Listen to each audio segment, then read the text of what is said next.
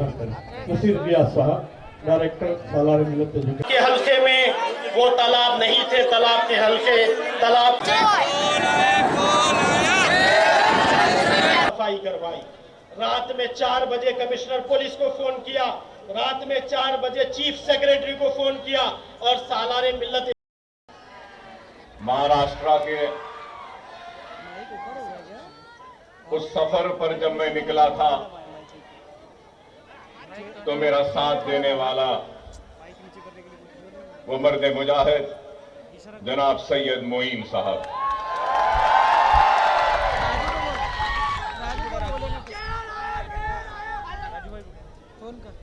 उम्मीद करता हूं कि आप सब खैर और आफियत से हैं। आपकी और मेरी मुलाकात 7 या 8 साल के बाद हो रही है। काफी अरसा गुजर चुका।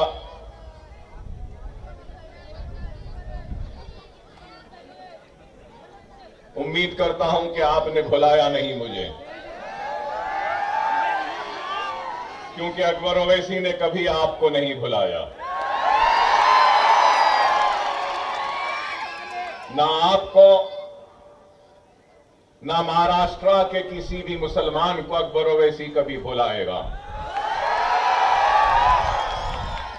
चाहे वो औरंगाबाद का मेरा मुसलमान भाई हो, चाहे वो मुंबई का मेरा मुसलमान भाई हो, चाहे वो जालना का मुसलमान भाई हो या बीड़ का मुसलमान भाई हो,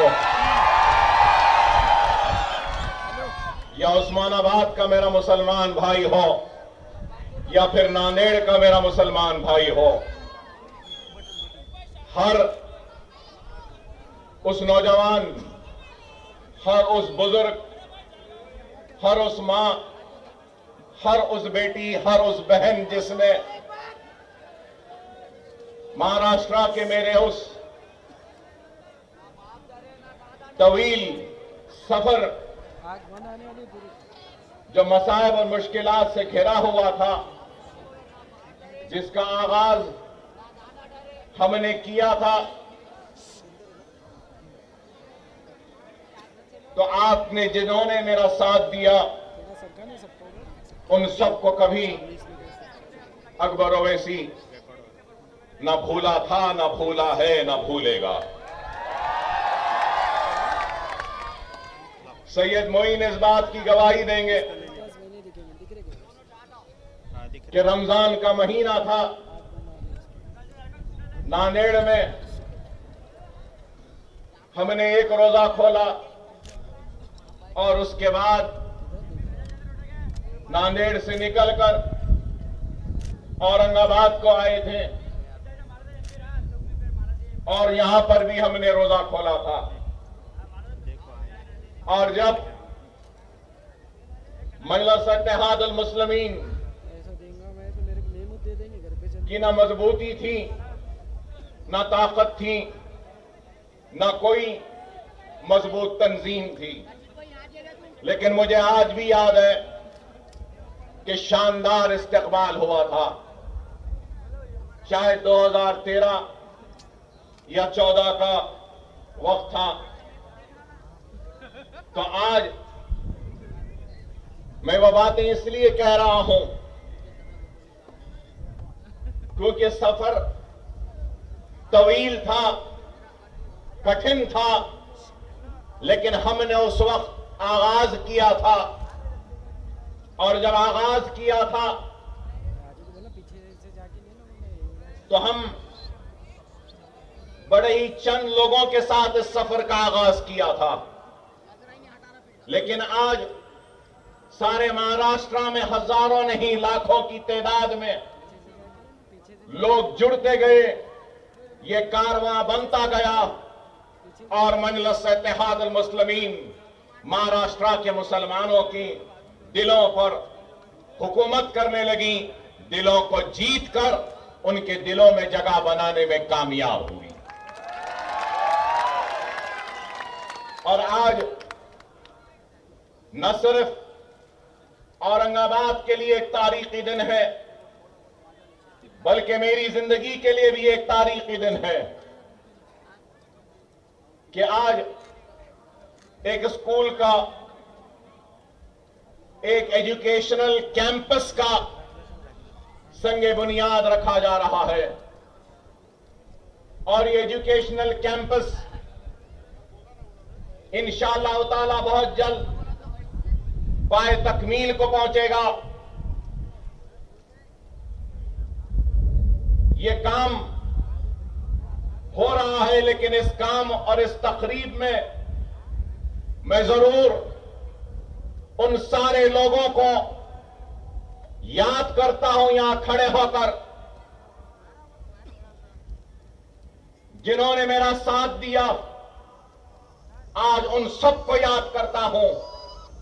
अगर वो इस दुनिया में नहीं है तो अल्लाह से मेरी दुआ है कि अल्लाह उनके खबरों को नूर से भर दे।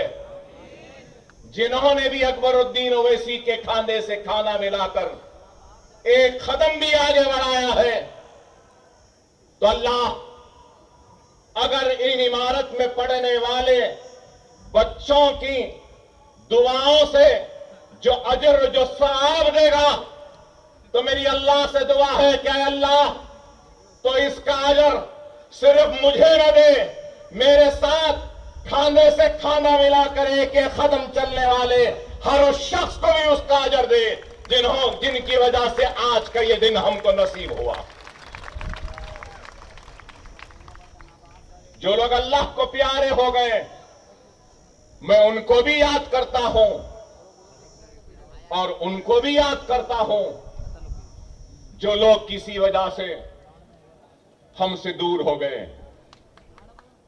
आज वो दूर है, लेकिन कल हमने जब सफर का आगाज किया था तो ये हमारे साथ थे। अल्लाह से दुआ है कि अल्लाह आने वाले कल में फिर से उनको हमारे करीब कर दे। अकबरुद्दीन ओवैसी अपने मोहसिनों को कभी नहीं भूलता। अकबर ओवैसी की आदत है कि अगर उसके लिए कोई एक कंकर भी उठाएगा तो अकबरुद्दीन ओवैसी जिंदगी भर उसके एहसान को कभी फरामोश नहीं करता, ना कभी भूलेगा।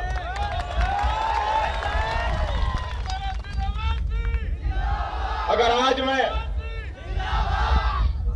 उन सारे लोगों को याद करता हूं तो मैं आज जरूर यह भी कहना चाहूंगा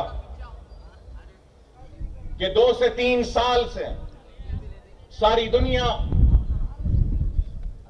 कोविड नाम की एक बीमारी से लड़ रही है और कोविड की वजह से कई लोग अल्लाह को प्यारे हो गए। मैं आज की इस महफिल में, इस तकरीब में खड़े होकर अल्लाह से दुआ करता हूं कि अल्लाह सुब्हानहू व तआला वो कोविड में ऑक्सीजन की अदम मौजूदगी की वजह से जो अल्लाह को प्यारे हो गए, या फिर दवाखाने में बिस्तर दस्तयाब नहीं होने की वजह से अल्लाह को प्यारे हो गए, या फिर घरों में तड़प तड़प कर सिसक कर दम तोड़ दिए हैं, वो कोविड में मरने वाले सारे लोगों के हक में दुआ करता हूं कि अल्लाह इन सब की खबरों को नूर से भर दे, अल्लाह इनकी मग़फ़िरत फरमाए। दुआ करता हूं कि अल्लाह उनके अफराद खानदान को सब्र जमील अता फरमाए और ये मेरा अखलाकी फर्ज बनता है और मेरी जिम्मेदारी है कि मैं अपनी जानिब से औरंगाबाद की आवाम को और सारी आवाम का शुक्रिया अदा करता हूं। मैं आपका ममनून हूं, आपका मशकूर हूं कि आपने मजलिस इत्तेहादुल मुस्लिमीन कि एक सिपाही को, एक उम्मीदवार को आपने अपने हल्के पार्लियामेंट से कामयाब किया और इम्तियाज जलील को ऐवान पार्लियामेंट में भेजा। सबसे पहले आपका शुक्रिया, आपका मुबारक, और बाद में इम्तियाज जलील साहब को भी मुबारकबाद देता हूं। बहुत दिन बाद आया, इसलिए जरूरी था इन बातों को कहना, और ये बात आपके सामने जरूर रखना चाहता हूं कि आज हिंदुस्तान में तालीम के शोबे में, रोजगार के शोबे में, तरक्याती सरगर्मियों को अगर देखते हैं और अगर अक़लियतों की आबादियों का जायजा लेते हैं तो सबसे पिछड़े हुए, सबसे पीछे, सबसे पसमानदा और सबसे आखिर में अगर कोई है तो वो मुसलमान है। चाहे वो गोपाल सिंह कमीशन की रिपोर्ट हो, चाहे वो गुजराल कमेटी की रिपोर्ट हो, चाहे वो सच्चर कमेटी की रिपोर्ट हो, चाहे वो कुंडू कमेटी की रिपोर्ट हो, चाहे वो महमूदुर रहमान कमेटी की रिपोर्ट हो, या कोई भी रिपोर्ट हो, हर रिपोर्ट ने यही बात कही कि सबसे पीछे, सबसे पिछड़ा हुआ, सबसे कमजोर और सबसे आखिर में अगर कोई है तो वह हिंदुस्तान का मुसलमान है। और आज अगर मैं मुसलमान की बात करता हूं तो लोगों को एतराज होगा, लोग कहेंगे कि अकबर ओवैसी मुसलमान की बात कर रहा है। हां, मैं मुसलमान की बात कर रहा हूं, करता था और करता भी रहूंगा। उसकी वजह क्या है? उसकी वजह यह है कि मैं अवाम का नुमाइंदा हूं। अवामी नुमाइंदे का काम क्या है? एक एमएलए की हैसियत से उसका काम क्या है? एक एमपी की हैसियत से उसका काम क्या है? क्या मैं ताकतवर का हाथ पकड़ूं या कमजोर का हाथ पकड़ूं? जो पीछे है उसको आगे लाऊं या आगे वाले का हाथ पकड़ूं? जो कमजोर है उसको ताकत दूं या ताकत वाले को और ताकत दूं? आप गौर करो, अवामी नुमाइंदे की हैसियत से दस्तूर पे हमने हल्फ लिया। हमारी जिम्मेदारी है कि जो पिछड़ा है, जो कमजोर है, जो आखिर है, उसको हम आगे बढ़ाएं, उसको ताकत दें और उसको आगे बढ़ाएं। ये काम मैं कर रहा हूं, लेकिन बाज लोगों को ये काम बुरा दिखता है। आज ये फाउंडेशन स्टोन की तकरीब सिर्फ एजुकेशनल कैंपस का फाउंडेशन नहीं है, ये नेशन बिल्डिंग का एक कंट्रीब्यूशन है हमारी तरफ से जो हम दे रहे हैं। ये बात गलत नहीं है। नेशन की जब बात करता हूं तो नेशन एक से नहीं बनता, नेशन दो से नहीं बनता। नेशन बनता है तो हिंदू से, नेशन बनता है तो मुसलमान से, नेशन बनता है तो सिख से, नेशन बनता है तो ईसाई से, नेशन बनता है तो पारसी से, नेशन बनता है तो बुद्धिस्ट से, नेशन बनता है तो जैन से, नेशन बनता है तो गॉड, भगवान या अल्लाह को नहीं मानने वालों से भी। नेशन का मतलब क्या है? जहां पे हर कोई रहता बसता है। और हिंदुस्तान में हिंदू भी है, मुसलमान भी है, सिख भी है, ईसाई भी है, पारसी भी है, बुद्ध भी है, जैन भी है और हर मजहब के, कई मजहब के मानने वाले हैं। इससे नेशन बनता है। और कोई भी मुल्क उस वक्त तक कामयाब नहीं होता, तरक्की याफ्ता नहीं कहलाता, जब तक कि उस मुल्क के हर शहरी को इस बात का एहसास न हो कि वो भी मुल्क की तरक्की का हिस्सेदार है। मैं आज इस फाउंडेशन स्टोन के जरिए मुसलमान बच्चों को नेशन बिल्डिंग प्रोसेस का हिस्सा बनाने के लिए आया हूं।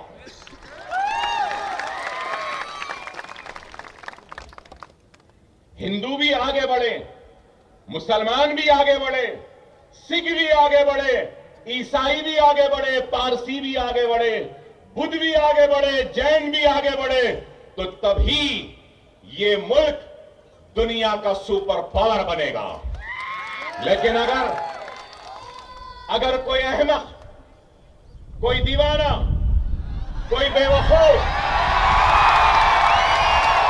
अगर ये समझ रहा है कि सिर्फ किसी एक की तरक्की से ये मुल्क सुपर पावर बनेगा, तो वो दुनिया का सबसे बड़ा अहमक है। मैं ये कहूंगा कि सबकी तरक्की जब होगी इस मुल्क में, तो तभी मेरा मुल्क, मेरा हिंदुस्तान सुपर पावर बनेगा। ये अज़्म, ये इरादा लेकर हम आगे बढ़ रहे हैं। और आज इस बात से कोई इनकार नहीं कर सकता कि तालीम के मैदान में मुसलमान सबसे पीछे हैं, पिछड़ा हुआ है। लेकिन जब ये एजुकेशनल कैंपस आ रहा है, तो ये एजुकेशन कैंपस बेशक मुस्लिम आबादी में है, अतराफ अतराफ मुसलमान रहते हैं, लेकिन दूर से अगर कोई हिंदू भी अगर इस स्कूल में, एजुकेशनल कैंपस में पढ़ना चाहता है, तो हमारे दरवाजे उसके लिए बंद नहीं है, उसके लिए भी खुले हैं। अगर ईसाई भी आएगा तो उसके लिए भी खुले हैं, पारसी भी आएगा उसके लिए भी खुले हैं, और अगर कोई गॉड, भगवान या अल्लाह को नहीं मानने वाला भी आएगा तो उसके लिए भी खुले हैं। वो तुम्हारा दिल है जो हमारे लिए तंग है, लेकिन ये हमारा दिल है जो तुम्हारे लिए भी खुला है। हमारा दिल बहुत बड़ा है।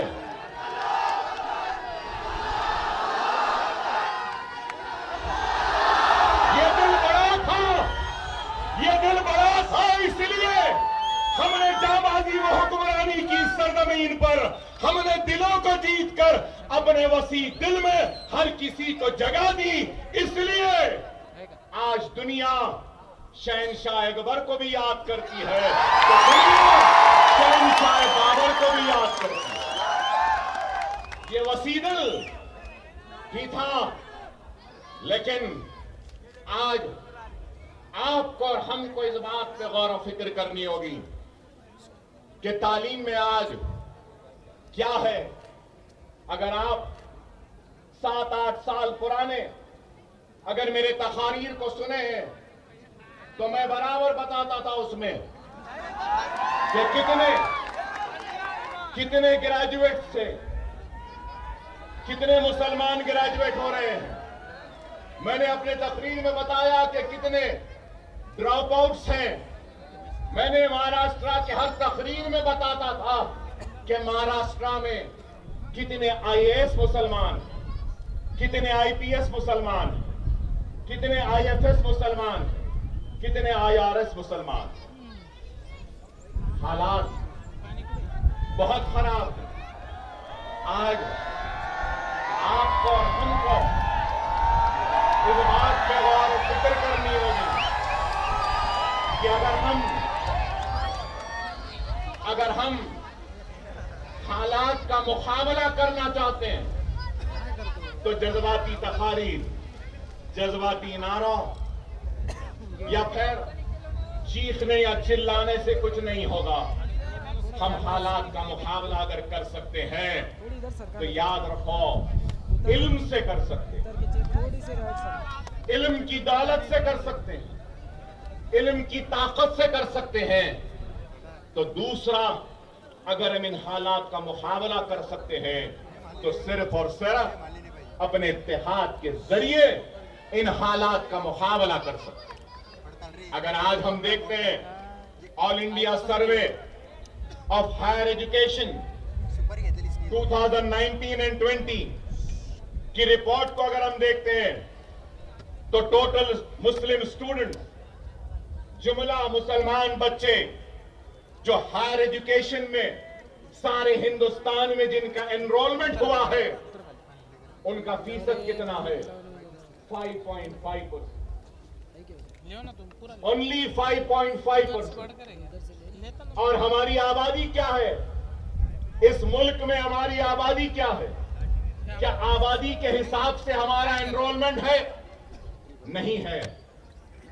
और अगर हम टोटल स्टूडेंट हायर एजुकेशन में 2019 और 20 में महाराष्ट्र में जिनका एनरोलमेंट हुआ है, उनकी तादाद देखते हैं तो 42,65,472, 42,65,475 टोटल एनरोलमेंट हायर एजुकेशन में स्टूडेंट्स का। उसमें मुसलमानों का शेयर कितना है?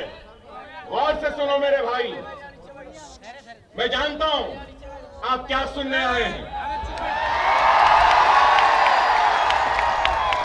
आप जो सुनना चाहते हैं वो भी सुनाऊंगा, लेकिन पहले मैं जो सुना रहा हूं सुन लो।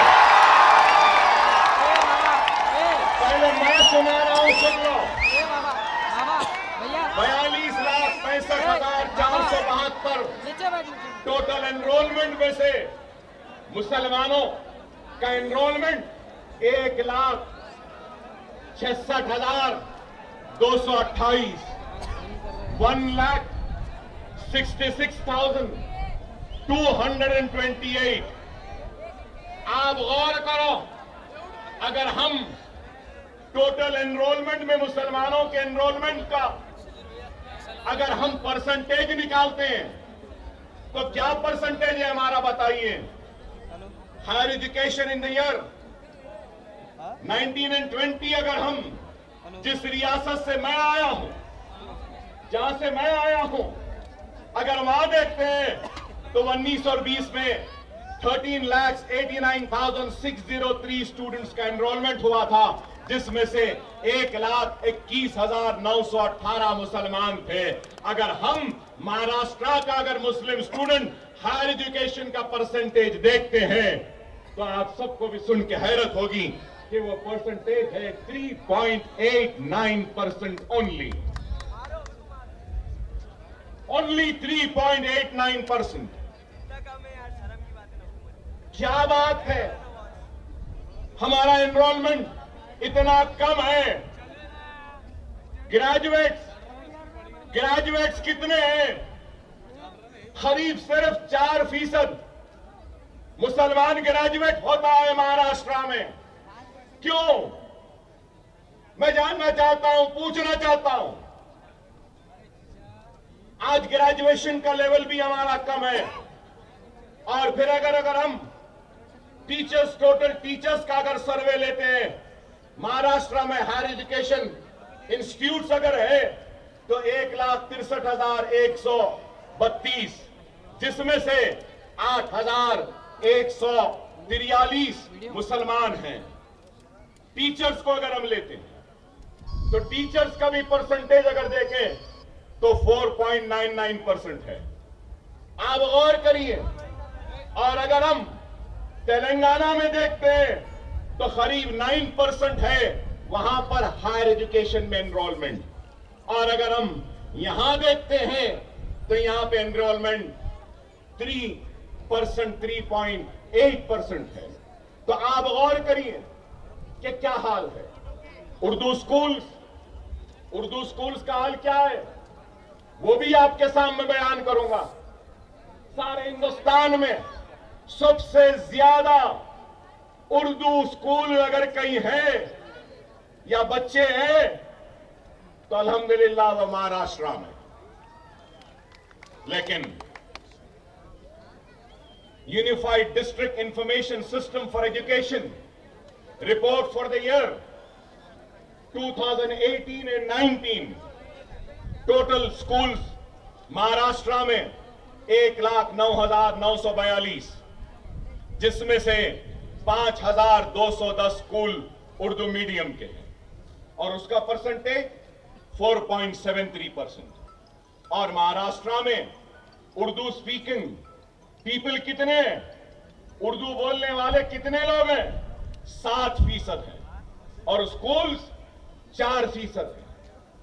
टोटल मुस्लिम स्टूडेंट्स महाराष्ट्र में 2018 और 19 में 28,22,370 और फिर उर्दू में अगर हम देखते हैं तो 13,05,652, मतलब ये 46.26% Muslim students are studying through Urdu medium.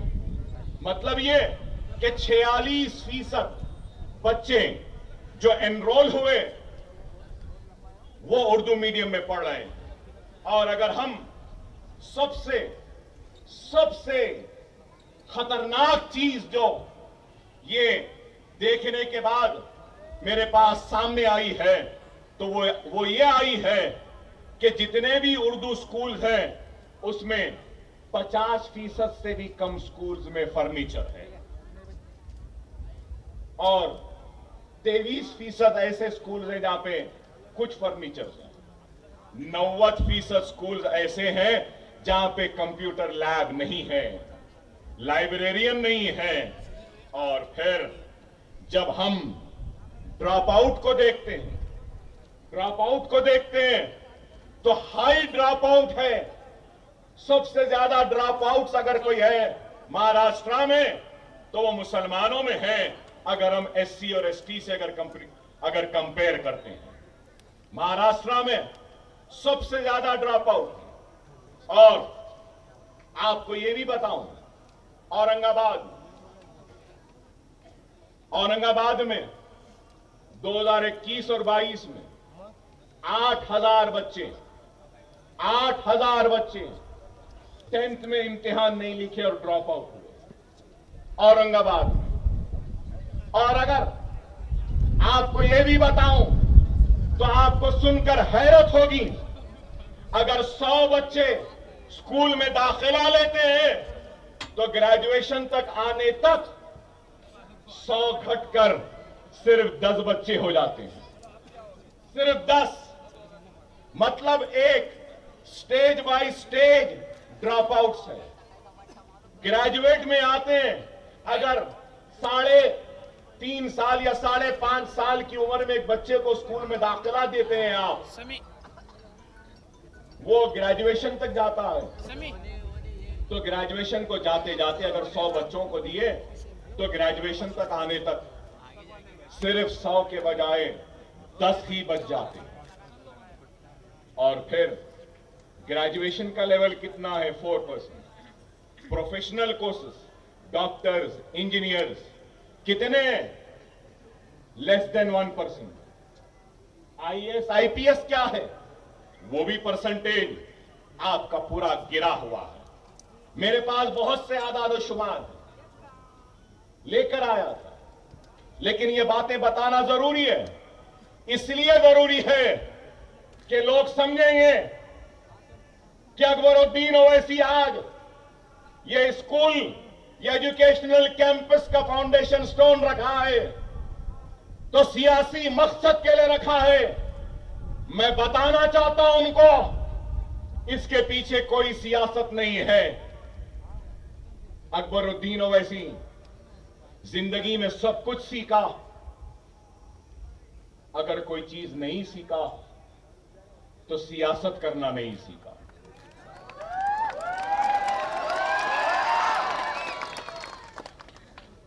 नहीं आती, ना ही मैं कभी सियासतदान बनना चाहता था। मेरी कोई ख्वाहिश नहीं थी एमएलए बनने की और आज भी नहीं है, ना कल रहेगी। वो और होंगे जिनको एमएलए या एमपी बनने की ख्वाहिश है, मिनिस्टर बनने की ख्वाहिश है।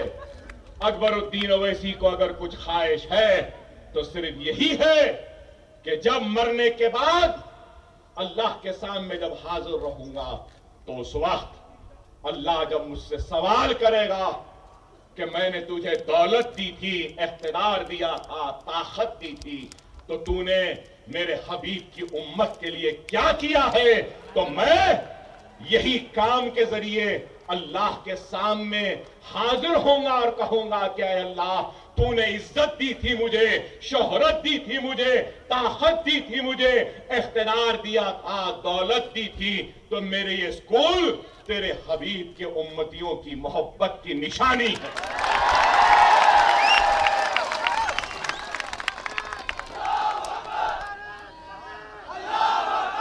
मैं कभी भी न शोहरत के पीछे भागा हूं, न कभी भी दौलत के पीछे भागा हूं, न कभी इख्तिदार के पीछे भागा हूं। मुझे दुनिया में किसी का खौफ नहीं है, किसी से डरता या घबराता नहीं हो। सिर्फ डरता हूं तो मेरे पाक परवरदिगार अल्लाह से डरता हूं और किसी से नहीं। अरे आज 11 स्कूल है हैदराबाद में। पहला स्कूल कैसे बना आपको मालूम? अभी इम्तियाज जलील साहब ने कहा कि अकबर ओवैसी साहब पे हमले होने के बाद में उन्होंने अपनी जिंदगी को वक्फ कर दी गरीबों की मदद के लिए, तालीमी इदारे बना दिए। मैं ये बात कहना चाहता हूं, मुझ पर हमला होने से पहले, मुझ पे गोलियां लगने से पहले, चाकुओं के जरब लगने से पहले मेरे 2 स्कूल ऑलरेडी जब चलते थे। अगर मैं आज जिंदा हूं ना, तो शायद वो 2 स्कूल के बच्चों की दुआओं की वजह से जिंदा हूं।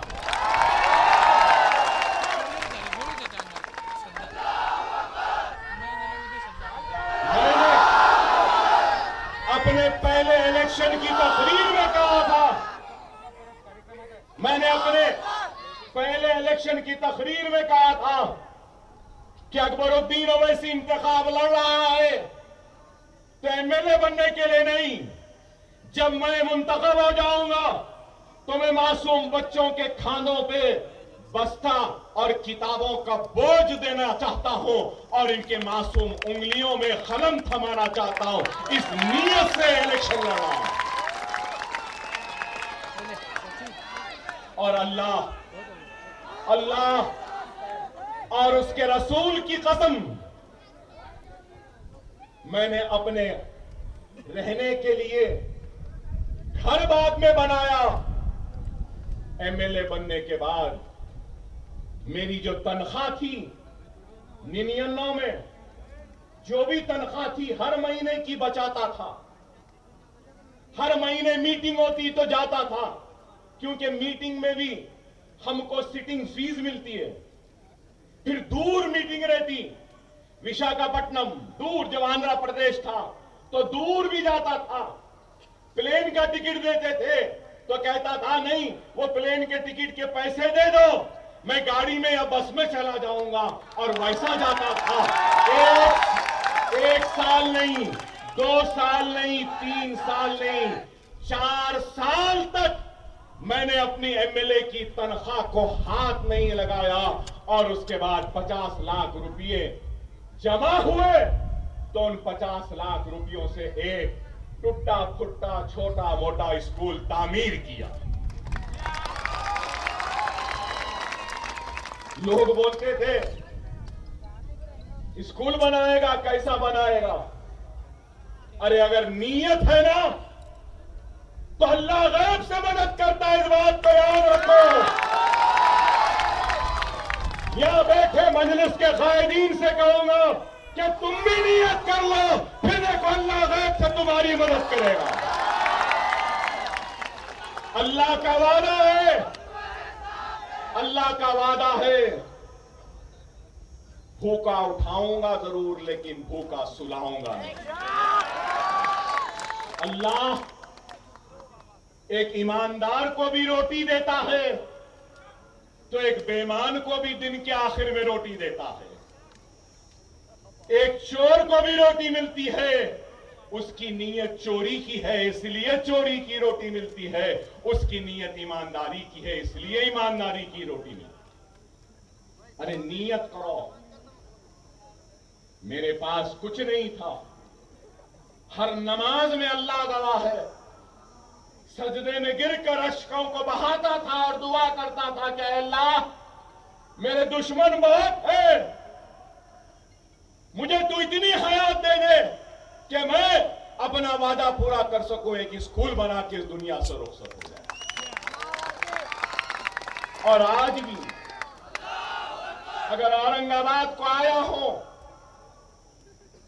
ये स्कूल बनाने के लिए, हां नीयत है, जेब में पूरा पैसा नहीं है, अल्लाह उसके रसूल की कसम नहीं है, लेकिन मुझे अल्लाह की जात पे कामिल भरोसा है, जैसा 11 मदरसे बने वैसे ये भी बन जाए,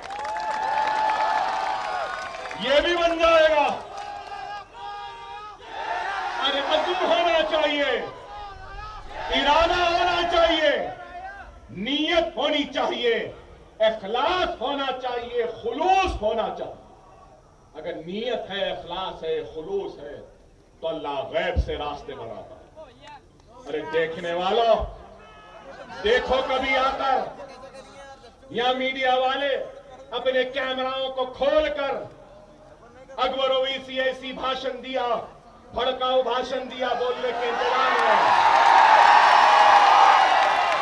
अरे आपसे कहूंगा कभी अपने कैमरों का रुख मेरे मदरसों की तरफ भी ले जाओ। आओ, मेरा दिल बड़ा है, तुम्हारे बच्चों को भी पढ़ाने तैयार है। अभी देखो तो सही, क्योंकि वो तुम्हारी ख्वाहिश होगी कि तुम्हारी औलाद तुम्हारे बाद भी इस कैमरे को पकड़े, मगर मेरी ख्वाहिश है कि तुम्हारी औलाद भी ये कैमरा न पकड़े, स्टेथोस्कोप पकड़े, इंजीनियर बने, डॉक्टर बने, कम से कम जाओ देखो। मेरा बल्लागुड़ा केजी तक पीजी का कैंपस 2 लाख स्क्वायर फीट का है। चैलेंज से कह रहा हूं, टाटा, अंबानी या फिर कोई बड़ा सरमायादार भी ऐसा स्कूल नहीं बनाया होगा जो सरकार मदीना का ये गुलाम इतना बेहतरीन मदरसा बनाया है। देखो आप जाकर, देखने वाले कहते हैं क्या ये इंग्लैंड का स्कूल है, क्या यूनिवर्सिटी है? अरे नहीं, ये गरीबों के लिए बच्चों को पढ़ाने का मदरसा। गरीबों का मदरसा मतलब दीवार उठा दिए, टीन डाल दिए, एस्बेस्टॉस डाल दिए, शतरंजी बिछा दिए, नहीं। मेरा गरीब का बच्चा, अंबानी के बच्चा ऐसे स्कूल में नहीं पढ़ा होगा जैसा मेरे गरीब का बच्चा है। दुनिया को बताना चाहता हूं, मैं वही हूं, मैं उन्हीं का जानशीन हूं जिन्होंने इस मुल्क को ताज की खूबसूरती दी थी, तो कुतुब मीनार की बुलंदी दी। मैं अपने जानशीनों को शर्मिंदा नहीं करना चाहता। ऐसा वैसा स्कूल बनाकर मैं अपने आबा अजदाद को शर्मिंदा करना नहीं चाहता। ऐरा गैरा स्कूल बनाकर ताज की खूबसूरती के बराबर का स्कूल बनेगा, बन रहा है। कितने मंजिला इमारत है मालूम आपको? 11 मंजिला इमारत है।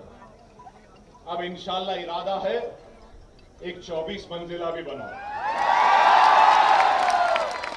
पैसे नहीं है, नहीं है, अल्लाह का काम बाबा अल्लाह कराता है, बंदे नहीं करते। अल्लाह का काम अल्लाह खुद करता है। हम अल्लाह के मोहताज हैं, अल्लाह हमारा मोहताज है। अल्लाह का काम किसी के लिए रुकने वाला नहीं, खुदा ना समझे। और लोग समझते हैं कि स्कूल चल रहे हैं, इम्तियाज जलील साहब भी वही समझे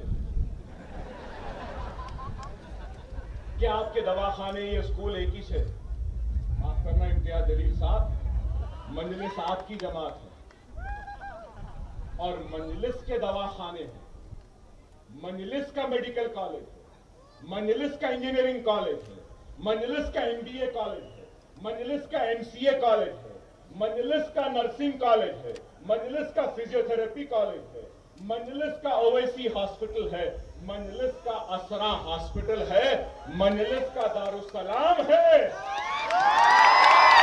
मजलिस का है। लेकिन ये स्कूल मजलिस का नहीं, ये अकबरुद्दीन ओवैसी का अपना है।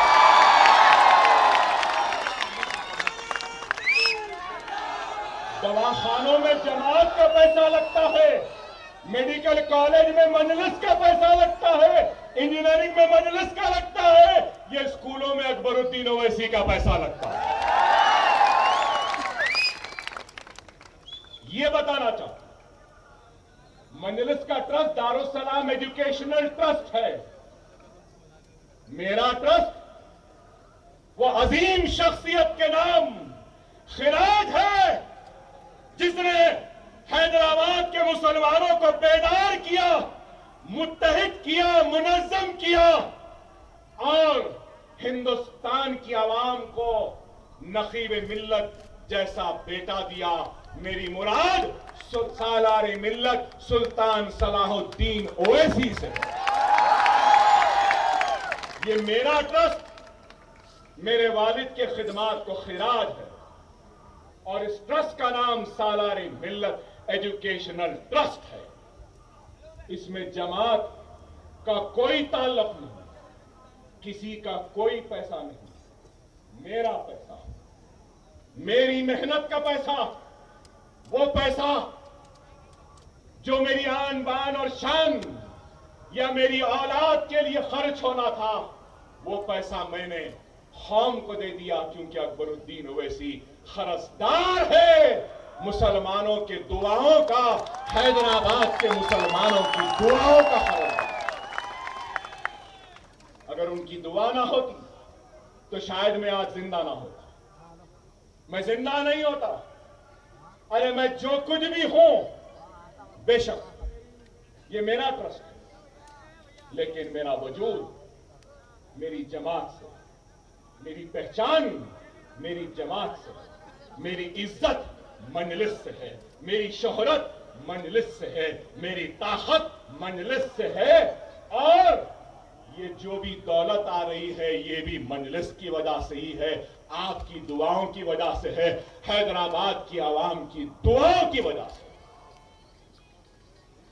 ये बात इसलिए कह रहा हूं कि कई लोग समझते हैं कि हमारे पास पैसा नहीं, हम कैसा करेंगे, किधर से करेंगे, अरे मुझे घर बनाना है, मेरे बच्चे को पढ़ाना है। अरे नहीं मेरे भाई, नीयत होगी, इरादा होगा तो अल्लाह खुद वसाइल बना देता। इस बात को समझो। मेरी जिंदगी में कई मौजज़ात हुए, कई मौजज़ात हुए। 3 गोलियां ये हाथ पर कुड़ाड़ियों से, सत्तुर से मारे, पेट में तलवार से, चाकू से, क्रिकेट का बैट अंदर डाल के फिरा दिए थे मेरे पेट में, लौलान, मेरे गुर्दे खराब, पेट में हथकड़ियां नहीं है, लेकिन फिर भी इतनी देर मुखातिब हो, क्या कोई बोल सकता है कि कमजोर हूं? अरे यही बताना चाहता हूं। दुनिया इल्जाम लगाई, झूठे इल्जाम लगाए, बदनाम किया, रुसवा किया, लेकिन उसमें भी अल्लाह ने नाम दिया, आपके दिलों में मोहब्बत दी। अल्हम्दुलिल्लाह अदालत से बाइज्जत बरी हुए।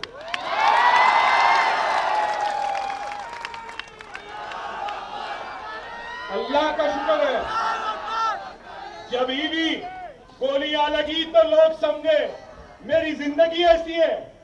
पहला इलेक्शन लड़ा, किसके खिलाफ? 25 बरस का एमएलए था। लोग बोले ये बच्चा, छोटा बच्चा हराएगा। जब भी मौजूदा हुआ, 25 बरस का आदमी ढेर हो गया, 25 बरस का बच्चा निकल गया। गोलियां लगे तो लोग बोले गया मर गया, हो गया जिंदा हूं। जेल में गया तो बोले अब लटक जाएगा, नहीं यहां निकल गया खड़ा हूं। ये सब मुमकिन क्यों है? ये मुमकिन इसलिए है क्योंकि खैर करता हो, खैरात करता हो, मजलूम की मदद करता हो, बेवा की मदद करता हो, यतीम के सर पर हाथ रखता हूं, इसलिए अल्लाह गैब से मदद कर रहा है। इस बात को समझो, इस बात को याद रखो। आज लोग कहते हैं हमारे पास वसाइल नहीं, पैसा नहीं, मुसलमान गरीब है। नहीं मुसलमानों, तुम गरीब नहीं हो। तुम्हारे पास सबसे बड़ी दौलत है तो वो ईमान की दौलत है। तुम्हारे पास दूसरी बड़ी अगर कोई दौलत है या ताकत है तो वो ला इलाहा इल्लल्लाह मुहम्मदुर रसूलुल्लाह है। तीसरी ताकत है तो तुम रसूलुल्लाह की उम्मती हो। चौथी ताकत क्या है? अरे तुम्हारे पास जो निजाम है ना, वो किसी के पास नहीं है। फोन तो खोलो कैलकुलेटर, आप भी खोलो कैलकुलेटर। एक हिसाब बताता हूं, फोटो के लिए तो खोलते हैं ना फोन, एक हिसाब के लिए खोलो। मुसलमानों की आबादी कितनी है मुल्क में? 20 करोड़। 20 करोड़ है ना? ठीक है भाई, 25 करोड़ 20 करोड़, ठीक है। उसमें से साहिब इस्तिताअत कितने मुसलमान हैं? कितने? जिन पे ज़कात वाजिब है, फर्ज है, वैसे कितने मुसलमान हैं? कितने? चलो आप गिन लो, मैं बोलूंगा नहीं भाई सिर्फ 25 लाख। 25 करोड़ में से 25 लाख, चलो 25 लाख ही ले लेते। एक आदमी पे 25,000 मिनिमम, 1 लाख या 1 करोड़। मेरी तो 1 करोड़ से जायद की ज़कात मैं खुला कह रहा। चलो 25 लाख लोगों को 1 लाख के हिसाब से अगर कर लिए तो कितने पैसे हुए? जरा गिनो भाई कैलकुलेटर, कितने हुए? कितने? 250 करोड़, 2,500 करोड़। अरे भाई मेरा हिसाब जो मैंने किया है ना, कम से कम 7,000, ज्यादा से ज्यादा 40,000 करोड़ मुसलमान ज़कात निकालता है, फिर भी कहते हो कि तुम गरीब हो। अफसोस देने वाले देख कर नहीं देते कि ये ज़कात का मुस्तहिक है या नहीं। देने वाले ये देख कर नहीं देते कि किस तरीके से हम मालिक बना सकते हैं इस इंसान को। अरे ले लो ना, यहां इतने लोग हैं, सबके पास सेलफोन है। किसी का फोन 4,000 5,000 से तो कम नहीं है ना? इंटरनेट भी है ना? देखते भी ना? फोन का बिल भी आता है ना? फिर भी गरीब हो। चाय पीते ना रोज? 5 सिगरेट भी पीते होंगे, 5 शीशा भी पीते हैं। अरे बाबा, आपके रोजमर्रा के शौक में शाहरुख खान का फिल्म भी देखते हैं, सलमान का फिल्म भी देखते हैं, चाय भी पीते हैं, अरे रोजाना अगर यहां ठहरे लोग अपने रोजाना के खर्चे में से अगर 1 रुपया निकाल देंगे, कितना मजमा है? करीब एक, कितना है मजमा? एक 25,000 का मजमा, 20-25 हजार, चले 20,000 ही ले लेते हैं। चलो अगर यहां से हर उठने वाला शख्स अगर ये तय कर ले कि मैं रोजाना अपने खर्चे में से 1 रुपया निकालूंगा, तो कितने पैसे बन गए भाई? दिन को 20,000, महीने को 6 लाख, साल को 72 लाख। गौर करो, इस शहर में खुद तुम अपने बलबूते पर 1 नहीं 10 ऐसे इमारतें बना सकते हो या नहीं? अरे यही है। अरे आज मुझे मेरे बचपन की एक नज्म याद आती, आज के हालात पर। मैं जानता हूं आप क्या सुनना चाहते हैं, मगर आप जो भी सुनना चाहते हैं ना, उनके लिए कहूंगा, मैं जानता हूं आप चाय के बारे में सुनना चाहते हैं। आप कड़क चाय, नरम चाय, चाय पीते चाय का पानी, चाय का खुला, चाय ठीक है।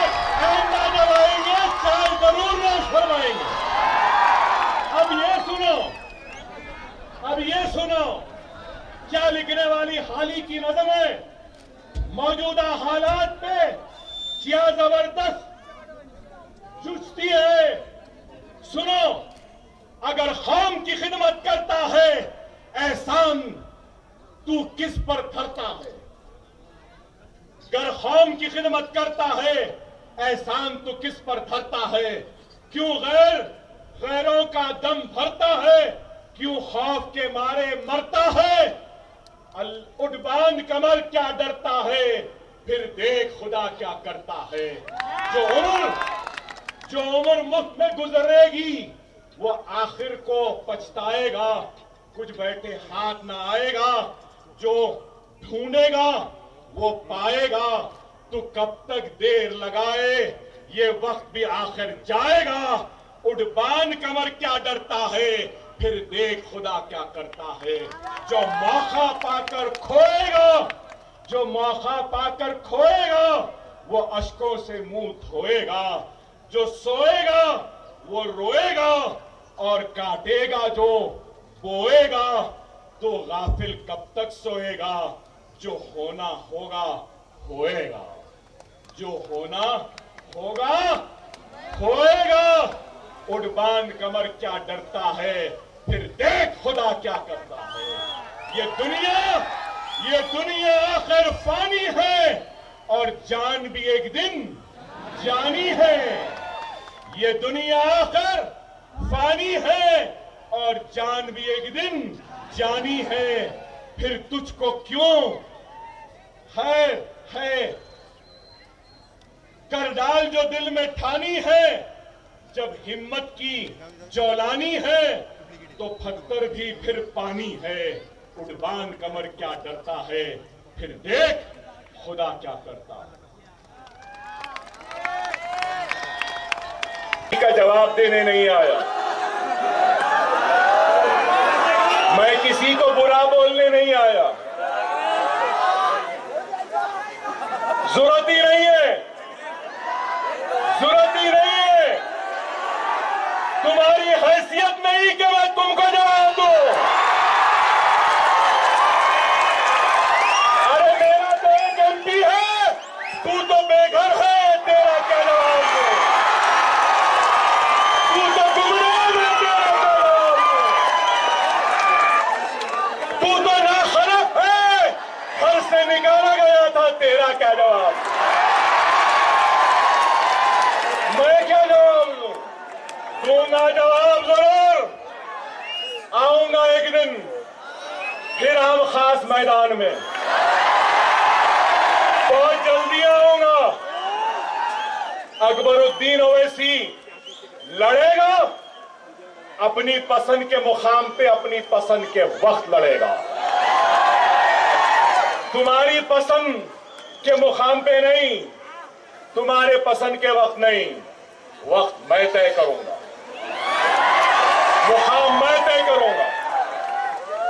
क्या आप डरे हुए हैं? क्या घबराए हुए हैं? यही बात है, आपने कुछ नहीं कहा। अरे आज इस मुल्क में नफरत की बातें की जा रही हैं, लेकिन अकबरुद्दीन ओवैसी नफरत का जवाब नफरत से नहीं मोहब्बत से देगा। अज़ां की बात है, लिंचिंग की बात हो रही है, हिजाब की बात है, लेकिन याद रखो इन सब हालात से क्या तुम डरे हुए हो? डरना भी नहीं चाहिए। तारीख के औराख को उठा कर देखो। मैं बार बार कहता हूं कि मुत्तहिद रहो, इत्तेहाद पैदा करो। क्यों? कि तादाद में ताकत नहीं होती, इत्तेहाद में ताकत होती।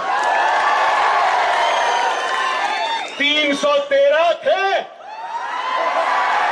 इत्तेहाद था। 40 थे तो इत्तेहाद था। 30 थे तो इत्तेहाद था। बैतुल मुक़द्दस को सलाहुद्दीन अय्यूबी ने हासिल किया तो इत्तेहाद था ना? जब हमने इस बात को याद रखना है, बैतुल मुक़द्दस जब यहूद नसारा के हाथ से चला गया तो उस वक्त क्या आलम था मालूम आपको? अंग्रेजों के पादरियां, फादर जो व्हाइट ड्रेस पहनते उस वक्त काला लिबास पहने, मालूम आपको? लंदन के बादशाह ने कहा कि मैं लंदन बेचने तैयार हूं, अगर कोई खरीदने तैयार है तो खरीद ले। मैं सलाहुद्दीन अय्यूबी के खिलाफ लड़कर बैतुल मुक़द्दस को आजाद करना चाहता।